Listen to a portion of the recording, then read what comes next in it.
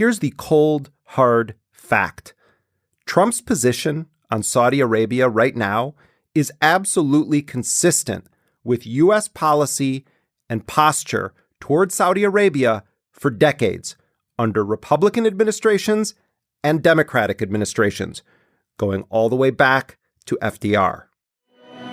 The 70-year-old Ibn Saud goes aboard the cruiser to meet Mr. Roosevelt. The basis of the discussion was that henceforth the United States would provide the royal family with protection in return for an exclusive American right to develop Saudi Arabia's oil.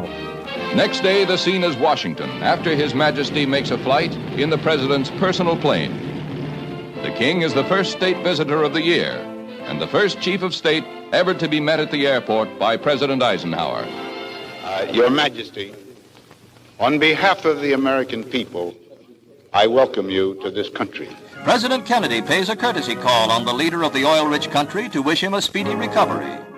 When I see His Majesty, I plan, in addition, to discuss strengthening the already close and cordial relations that exist between Saudi Arabia and the United States. On behalf of President Nixon, I want to express the great stress we place on strengthening the ties that exist between our two countries. It's with the greatest degree of pleasure and pride that on behalf of the people of the United States, I welcome to our country a good friend who represents a nation that has through the years grown closer and closer to us. Well, I want to express my gratitude to the members of the United States Senate for their approval of the sale of the AWACS defense system to Saudi Arabia. Let me be clear. The sovereign independence of Saudi Arabia is of vital interest to the United States. The United States and Saudi Arabia have long enjoyed close relations. We have especially strong commercial relations in the field of civil aviation.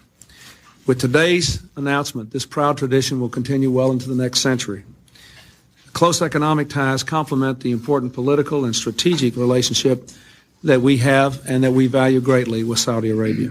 Let's also remember that 15 of the 19 hijackers on 9/11 were from Saudi Arabia. 3,000 Americans died. Yet this is how then Defense Secretary Donald Rumsfeld responded when that information about the Saudi hijackers first came to light. Instead of threatening Saudi Arabia or sanctioning Saudi Arabia, attacked whoever it was that leaked the fact that 15 of the hijackers were Saudis.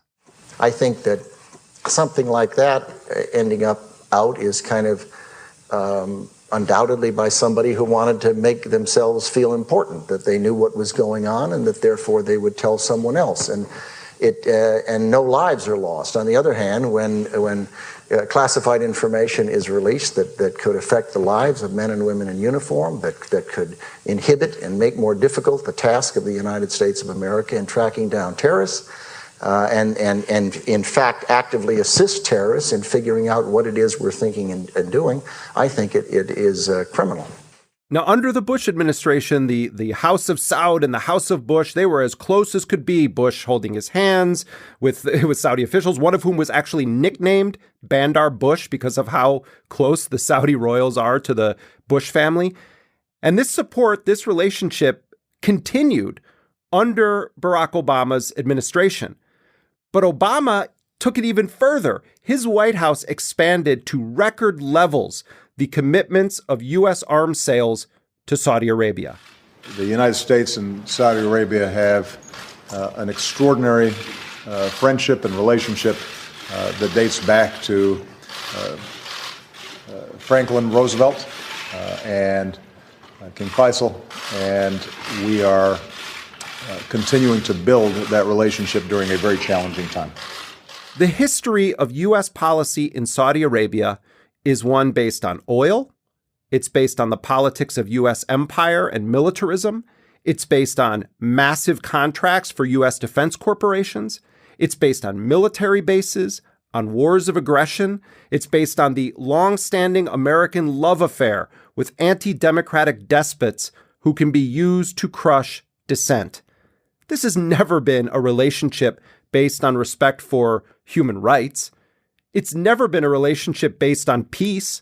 So when Donald Trump says plainly, bluntly, that he wants to be careful not to be too hard on the Saudis for butchering a journalist for a major U.S. newspaper because of a fictitious number of U.S. jobs that are going to be created by Saudi defense or arms purchases, Trump isn't somehow the horrible skunk at the peaceful empire party. No, he's one of the many U.S. presidential co-hosts of this multi-decade Saudi palooza. Trump states in clear terms a U.S. policy that Democratic and Republican administrations have adopted, but that his predecessors rarely, if ever, wanted uttered in public. And that is that no matter how heinous the Saudis are on anything related to human rights, there will be no actual consequences. At the same time, this isn't a one-way street. The Saudi royals have regularly played Washington in oil politics, in regional crises and wars, in bad or fabricated or politically motivated so-called intelligence sharing. Saudi Arabia is vitally important to U.S. nationalists, to American exceptionalists, to Democratic and Republican administrations. At the same time, it is a good thing that the U.S.-Saudi relationship is being examined. It's good that politicians who have a track record filled with gushing love for the Saudis appear to be changing their tune. But is it real? I hope so, but history cautions against such hope. And let us not forget, as we feel the horror of the torture and brutal murder of Jamal Khashoggi, that the Saudis have also learned from the U.S. The U.S. has killed journalists.